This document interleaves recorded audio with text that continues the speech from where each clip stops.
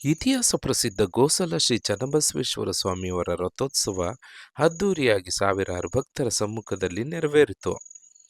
ಇತಿಹಾಸ ಪ್ರಸಿದ್ಧ ಗುಬ್ಬಿಯಪ್ಪ ಅವರ ರಥೋತ್ಸವ ಅಂಗವಾಗಿ ಸ್ವಾಮಿಯವರಿಗೆ ರುದ್ರಾಭಿಷೇಕ ನೆರವೇರಿಸಿ ನಂತರ ಆಗಮಿಕರಿಂದ ವೇದ ಪಠಣ, ಮಂತ್ರಘೋಷ, ಪುಣ್ಯ, ಸ್ವಾಮಿಯವರಿಗೆ ನೈವೇದ್ಯ ಪ್ರಸಾದ ವಿನಿಯೋಗ, ನಂತರ ಪಲ್ಲಕ್ಕಿಯಲ್ಲಿ ವಾದ್ಯಗೋಷ್ಠಿ, ನಾದಸ್ವರ, ಲಿಂಗದವೀರರ ಕುಣಿತದೊಂದಿಗೆ ಮೆರವಣಿಗೆಯಲ್ಲಿ ಬಂದು ರಥದಲ್ಲಿ ದೇವರನ್ನು ಕೂರಿಸಲಾಯಿತು.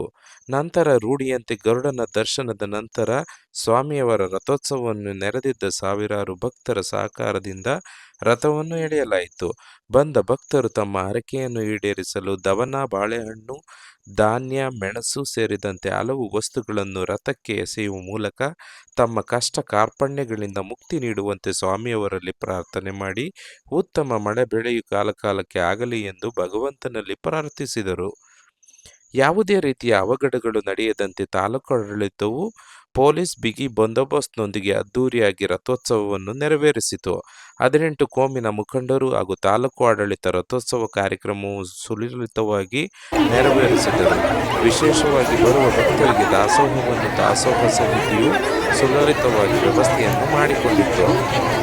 ಬಿಸಿಲಿನಲ್ಲಿ ರಥೋತ್ಸವಕ್ಕೆ ಬಂದ ಭಕ್ತರಿಗೆ ಗೂಡ್ಸ್ ಆಟೋ, ಟೆಂಪೋ ಮಾಲೀಕರು ಹಾಗೂ ಚಾಲಕರ ಸಂಘ ಹಾಗೂ ವಿವಿಧ ಕೋಮಿನವರು, ಪೆಟ್ರೋಲ್ ಬಂಕ್ ಹಾಗೂ ಭಕ್ತರು ಪಾನಕ, ಮಜ್ಜಿಗೆ, ಹೆಸರುಬೇಳೆ ಹಾಗೂ ಉಪಹಾರದ ವ್ಯವಸ್ಥೆಯನ್ನು ಕೂಡ ಮಾಡಲಾಗಿತ್ತು.